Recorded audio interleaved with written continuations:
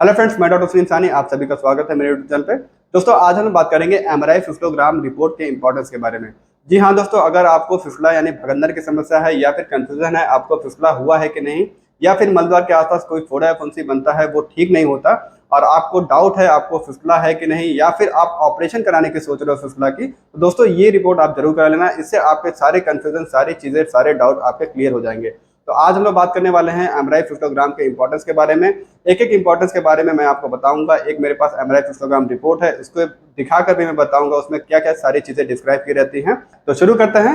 दोस्तों, फिस्टुला यानी जो भगंदर बीमारी है, इसका रिकरेंस रेट यानी दोबारा होने के चांसेस बहुत ज्यादा होते हैं। कई बार हमारे पास ऐसे पेशेंट आते हैं जो फिस्टुला का ऑपरेशन करा लेते हैं, पता चलता है वो एमआरआई फिस्टोग्राम रिपोर्ट कराए बिना ही अपना ऑपरेशन करा लेते हैं। दोस्तों, फिस्टुला एक ऐसी बीमारी है जिसमें अबनॉर्मल ट्रैक बन जाता है, एक रास्ता बन जाता है। जिस प्रकार चूहा जमीन में छेद बनाता है और हमें पता नहीं चलता कैसे कैसे वो रास्ता जो ट्रैक है वो गया है, तो ठीक उसी प्रकार हमारे मल द्वार के आसपास क्या होता है, एक ट्रैक बन जाता है। ये ट्रैक एक भी हो सकता है, दो भी हो सकता है, और इसकी इंटरनल ओपनिंग जो होती है मल द्वार के अंदर होती है और एक्सटर्नल ओपनिंग हमारे पेरिनियम में होती है, यानी हमारा गुदा द्वार के आसपास। कभी कभी महिलाओं में ये वजाइना के पास भी हो जाता है और कभी कभी पुरुषों में ये स्क्रोटम के पास भी चला जाता है। तो ये सारी चीज़ें फिस्टुला के बारे में मैंने ऑलरेडी कई सारे वीडियो बनाए हैं, आप जाके देख सकते हो।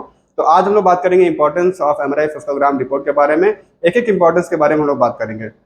दोस्तों, सबसे पहला जो इसका बेनिफिट ये होता है कि फिस्टुला के इंटरनल ओपनिंग का पता चल जाता है। अगर आप एमआरआई फिस्टोग्राम रिपोर्ट कराओगे तो उससे फिस्टुला के इंटरनल ओपनिंग के बारे में पता चल जाता है, कहाँ पे इंटरनल ओपनिंग है। क्योंकि इंटरनल ओपनिंग जो होता है ये मेन सोर्स ऑफ इन्फेक्शन होता है। मेन सोर्स ऑफ इन्फेक्शन को अगर हम जान जाएंगे तो हमको ट्रीटमेंट में काफ़ी ईजी पड़ता है। दूसरा इसका जो फायदा होता है, आपको पता चल जाता है फिस्टुला के ग्रेडिंग के बारे में।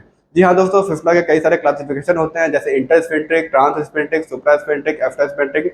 फिस्टुला हाई एनएल है कि लो एनएल है, उसका कौन सा ग्रेड है। जैसे सेंट जेम्स यूनिवर्सिटी हॉस्पिटल के अकॉर्डिंग जो क्लासिफिकेशन बताई गई है, वैसे फिस्टुला के 5 ग्रेड बताए गए हैं। उसमें से ग्रेड 1, ग्रेड 2, ग्रेड 3, ग्रेड 4 और जो ग्रेड 5 के केस होते हैं वो काफ़ी कॉम्प्लेक्स हो जाते हैं, क्योंकि उसमें जो इंटरनल ओपनिंग होता है वो या फिर लेवेटर एनाई को पियर्स करके, जो मसल होती है, एक लेवेटर एनाई मसल दो मसल्स के फ्यूजन से बनती है, ट्यूबोकॉकेजियस और इलियोकॉकेजियस। तो इसको पियर्स करके ये ऊपर की तरफ चली जाती है, तो ये काफ़ी कॉम्प्लेक्स केस होते हैं। या फिर ग्रेड 5 में अगर रेक्टम में, यानी जो लार्ज इंटेस्टाइन का जो आखिरी वाला भाग होता है रेक्टम, तो उसमें अगर इंटरनल ओपनिंग मिलती है तो ये सारे केसेस जो होते हैं काफ़ी कॉम्प्लेक्स टाइप के होते हैं। तीसरा, आपको पता चल जाता है फिस्टुला का ट्रैक कैसा है। जी हाँ दोस्तों, फिस्टुला का ट्रैक कई सारे टाइप के होते हैं, जैसे कभी रेडियल ट्रैक होता है या फिर लीनियर बिल्कुल सीधा ट्रैक मिलता है। कभी कभी कर्वी लीनियर ट्रैक मिलता है, यानी बिल्कुल घुमावदार ट्रैक मिलता है। और कभी कभी हॉर्स शू शेप फिस्टुला मिलता है। जी हाँ दोस्तों, हॉर्स शू शेप फिस्टुला भी मिलता है। ये भी दो एस्पेक्ट में मिलता है, या फिर एंटीरियर साइड या फिर पोस्टीरियर साइड। तो इसके बारे में आइडिया लग जाता है। जो हॉर्स शू शेप फिस्टुला होते हैं उसको ट्रीटमेंट में काफ़ी थोड़ा इसमें समस्या होती है, क्योंकि ये कॉम्प्लेक्स टाइप के फिस्टुला होते हैं। चौथा जो इसका बेनिफिट ये होता है कि पता चल जाता है आपका ट्रैक कैसा है। ट्रैक का डायमीटर के बारे में पता चल जाता है और ट्रैक के लेंथ के बारे में पता चल जाता है। ट्रैक का लेंथ कैसा है, मतलब कितना सेंटीमीटर का है, कितना एमएम का है, इसके बारे में पता चल जाता है। ट्रैक का डायमीटर, ट्रैक पतला है कि मोटा है। उसके साथ कोई एब्सेस या फिर कोई कैविटी तो नहीं, क्योंकि कभी कभी क्या होता है ट्रैक के साथ कोई एब्सेस, कोई एक सेकेंडरी ब्रांच निकल जाती है जिसे हम लोग रैमिफिकेशन भी कहते हैं। और कभी कभी उसमें क्या होता है कोई एब्सेस, कोई फोड़ा या फुंसी उसमें बन जाता है, जिसके कारण व्यक्ति को दोबारा होने के चांसेस, अगर ये पता नहीं चलेगा तो इसको दोबारा होने के चांसेस भी हो सकते हैं। तो ये सारी चीज़ों के बारे में हम लोग को पता चल जाता है और ट्रीटमेंट में ये सारी चीज़ें काफ़ी इंपॉर्टेंट रोल प्ले करती हैं। तो मेरे पास एक एमआरआई फिस्टोग्राम रिपोर्ट है, मैं आपको दिखाना चाहूँगा। तो देख सकते हो, एमआरआई फिस्टोग्राम आप जब रिपोर्ट कराने जाओगे तो उसमें एक मशीन होती है बड़ी सी, उसमें जो है आपको लगभग 45 मिनट से 1 घंटे तक अंदर लेटाया जाता है। उसके बाद हमारे पेरिनियम का 3 सेक्शन में, कोरोनल, एक्सियल और सजाइटल सेक्शन में फिल्म बनती है। जैसे यहाँ पे आप देख सकते हो एक पेशेंट का एमआरआई फिस्टोग्राम रिपोर्ट है। ये इसमें देख सकते हो, ये आपका एक्सियल सेक्शन है और ये कोरोनल सेक्शन है, जिसमें देख सकते हो आप थोड़ा सा ये जो ट्रैक गया है बिल्कुल, ये थोड़ा हाई एनल फिस्टुला है। ये इसमें काफ़ी कॉम्प्लेक्स केस है एक पेशेंट का जो हमारे यहाँ ट्रीटमेंट इनका चल रहा है। तो ये आप देख सकते हो ट्रैक बहुत ही क्लियरली इसमें मेंशन हुआ है। ये सजाइटल सेक्शन में आप देख सकते हो। तो ऐसे 4 फिल्म मिलते हैं, कई जगह आपको 6 फिल्म मिलते हैं, डिपेंड करता है रेडियोलॉजिस्ट सेंटर पे।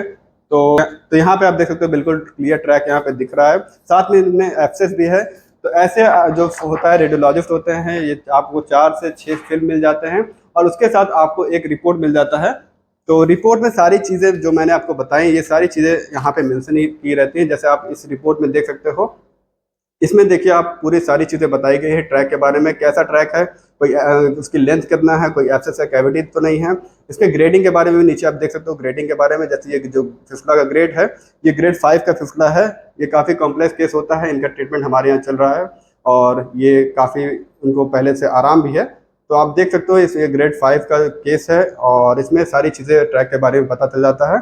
और यहाँ पे हम लोग जो रेडियोलॉजिस्ट से जहाँ पे हम लोग एमआरआई फिजियोग्राम रिपोर्ट कराते हैं उनसे ये भी पता करा लेते हैं कि एक फिगर के फॉर्म में, जैसे पेशेंट को जो मरीज होते हैं उनको समझने में आसानी होती है। जैसे आप देख सकते हो यहाँ पे दो फिगर बने हैं, आप देख सकते हो यहाँ पे ये आप देख रहे हो ये ट्रैक ये ऐसे गया है ऊपर की तरफ, लिवेटर नाइन मसल की तरफ भी ये ट्रैक गया है। और यहाँ पे देख रहे हो आप डेंटेड लाइन के पास भी एक यहाँ से इंटरनल ओपनिंग यहाँ पे मिल रही है। तो इसके इंटरनल ओपनिंग के बारे में, ट्रैक के बारे में, एब्सेस और कैविटी के बारे में, या राइट साइड में यहाँ पे आप देख सकते हो उनको समस्या थी, हाई एनल फिस्टुला था इनको, साथ में एब्सेस भी था जो कि लिवेटर एनाइन मसल की तरफ इसको यहाँ पे जा रहा है। तो क्लियरली आप इस रिपोर्ट में देख सकते हो। तो दोस्तों अगर आपको फिस्टुला की समस्या है या फिर मन में कोई भी डाउट है तो एक बार आप एमआरआई फिस्टोग्राम रिपोर्ट जरूर करा लीजिएगा, इससे आपके सारे डाउट क्लियर हो जाएंगे।